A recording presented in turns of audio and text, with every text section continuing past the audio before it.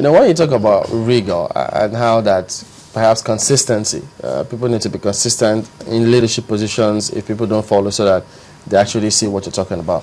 You know, I think it was Max Lucado who said, look, a man who wants to lead the orchestra must turn his back on the crowd. Yes. Where does that fit in our circumstance here?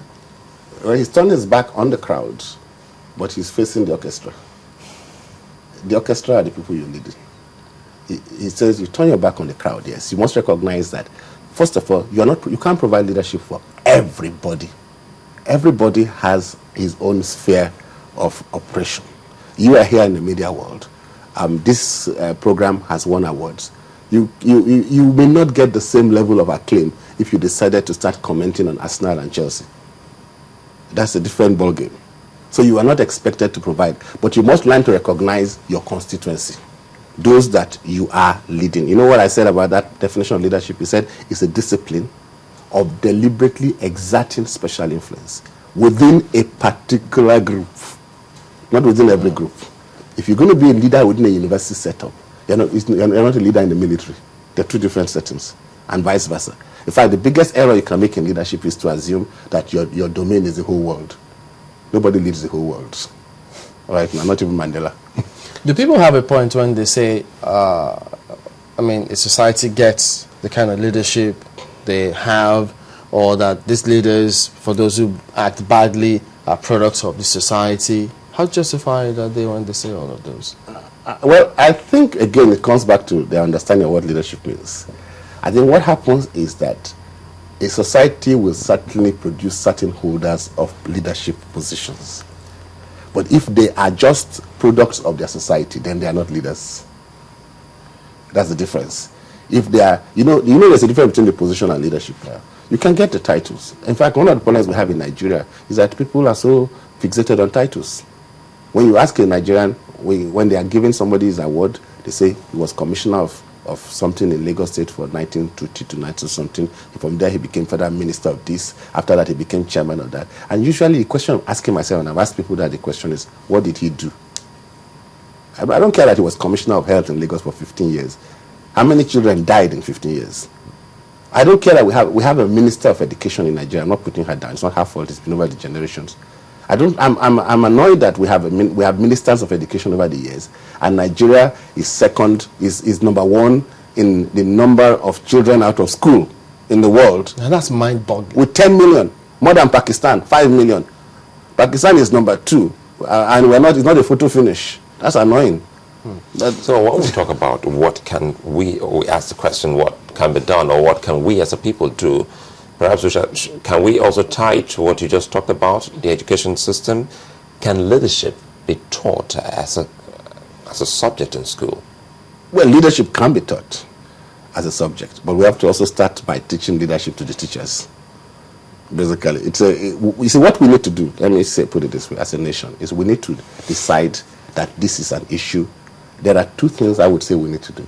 We need to decide, number 1, this is an issue that must be addressed, not just grumbled about. That's why, I mean, actually, like I said last week, I used to be an engineer. I'm still officially an engineer. Well, I don't do much of engineering anymore because I found out there was a leadership problem in the nation. Probably engineering will make more money than the leadership development. So I'm addressing the problem my own way by coming to talk a lot about a subject that may not always be very popular. The second thing is that we have to put, if anything, I talked about ego, we must put a benchmark. We must say, for example, we're going to be talking about leadership as a nation. The other day, Nigeria was celebrating its 50th anniversary, and the main topic was a talk on leadership. But I don't want to put down anyone, but what did we go to look for in who raised the question? What did we challenge ourselves? Were we not within our comfort zone in all the discussions? We have to get uncomfortable about what is uncomfortable. If you understand what I'm talking about. We are having poor leadership. We need to say to ourselves, our leadership levels are poor. P-O-O-R, capital P. Start. Now we need to say we need to move it. And then I start asking ourselves, what programs can we put in place? For example, if one had a situation where, I used to write in the Tribune every Monday before I got too busy at the time and I had to suspend it. And I was amazed that article writing in the Tribune on leadership, it was called Leadership Periscope at the time. One day I got a phone call from a young man in Ogun State. And he said to me, sir, I just wanted you to know that I read your article every Monday because it helped me to shape the kind of life I am making in this local government. I said, what's your name? He told me, he said he was an accountant in one of those local governments in Ogun State. Now, if we can do that as a national thing, if the media world can begin to say to our people, this is leadership. We are not inferior to Britain, America, anywhere else, but we're not delivering it. So, if we bring it down to our political circles, yes, practically, yes, take the education ministry, for instance. Yes. Okay. Because we've had professors, we've had members from the academic, yes, we have, who have become ministers of education. Yes, we have. And ASU is still on strike. Yes, ASU was on strike at that time. Yes. And who knows if they will be on strike tomorrow. In fact, they will be if certain of their agreements are not met. Yes. So, what then goes on? Because you expect that these people who are agitating, yes, one of them was picked to become a minister, and the problem was never solved. Actually, one of the why I was amused is that you'll find out that I was telling someone once that I discovered that a lot of agitators do not end up making the best people to handle the position. Because usually it's one thing to complain. I mean, I complain when someone steps on my shoe. But it's quite another thing to solve the problem of how he steps on the shoe. Now, the demand is different. One of the things that I have found out that is necessary to do in many organizations is if you find yourself in a position, you know, there are two dangers when you get into positions of influence and authority. One danger is a sense to consider it a validation of what got you here, in which case you arrive. I tell people that too many Nigerians arrive. And when you arrive in your house, you remove your shoe. Take off your socks, you put your leg up, and you watch the television. There are too many Nigerians arrive at positions. Whereas what you need to do is to say to yourself, now we have this new position. We need to discuss and find out what is going to be our ultimate goals. What are going to be our targets? Why does this office even exist? Take the Ministry of Education. Why is the ministry in existence? What do we expect to change in the national psyche of a nation? Then, once you can establish that as a fundamental in the nation, then you are in a position to begin to now say, how do we communicate it down the line? Actually, training is a form of communication. You know, a lot of things you've said also borders on orientation. And I'm saying, okay, we have a national orientation agency. Do you see a role for them in, you know, disseminating, is it qualities of leadership? I mean, talking about changing our orientation, for instance. Okay. I will tell you one thing. The first thing we need to do in Nigeria is to overhaul our process of giving people assignments and what we look for. My son was discussing with me the other day about a lecturer he had in the university. And the lecturer writes the assignment on the board and starts arguing with himself about what the correct answer is, because he misses the answer immediately. And his students look at him and find him amusing, but he's causing them confusion. And I said to him that if you wanted to get a good lecturer, after I've interviewed you and asked you what your qualifications are, you have a master's, a BSc, a PhD, whatever it is, the next thing I should remember is, what are you supposed to use that office to do? You're supposed to communicate what you know to a group of students. So next thing I want to find out from you is, can you please give us a presentation? So that we know that you don't have a lecturer who spends half of his time talking to himself on the board. The students don't know what he's talking about. So if you're going to appoint, taking that extension to orientation agency, the question is, when you appointed the man at National Orientation Agency, what did you ask him about? I tell you sometimes, because when I consult for some companies, they ask me to also help them with recruitment. And I told someone that if I'm recruiting you as head of finance, I'm not interested in your accounting questions, because if you got chartered by ICANN, they are the professionals to find out how good you are as an accountant. I can't be bothered with that. I want to ask you, I'm trying to find out how much, what Jack Welch calls, how much stretch do you have in front of you?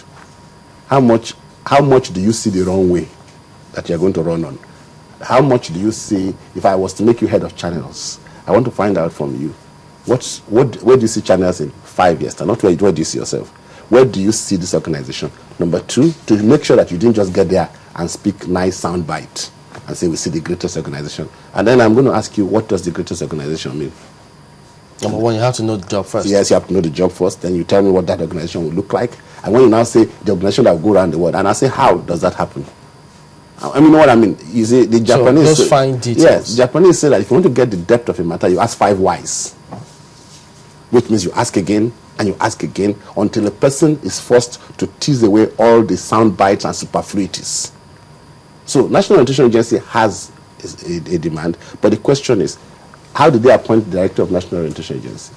The one in charge of Lagos State, what was his conditions for employment? That he had a degree in something. You can have a degree in anything and not be the best at doing it. So we need to, in fact, if we can solve that one problem in Nigeria, those will be 2 problems. Number 1, the manner of people being given assignments. And number 2, making them now do the detailed work to make sure that the assignments they are given are so well articulated that they can generate followership. But in spite of all of those, some things that may impede doing that successfully, they talk about this federal character. Yes.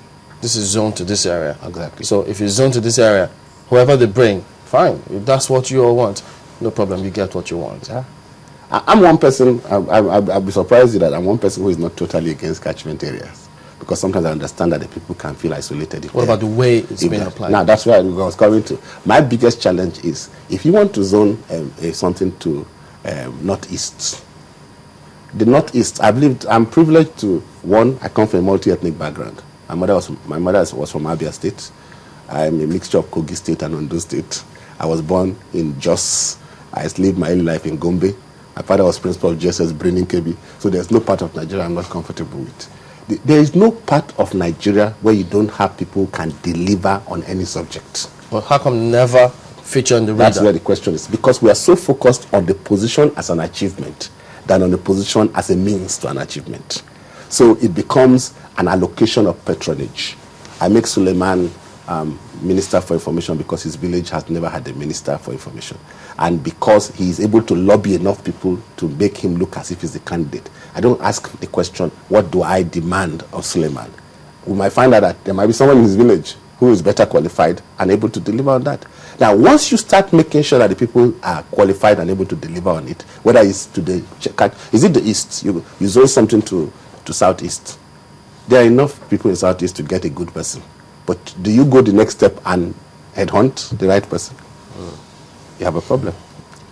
All right, that's where we'll let it go today. We thank you very much indeed for coming on. Adetokunbo Obayan is a leadership consultant. And perhaps we might just end with Henry Ford's quote, where he says, look, don't find fault, find the remedy.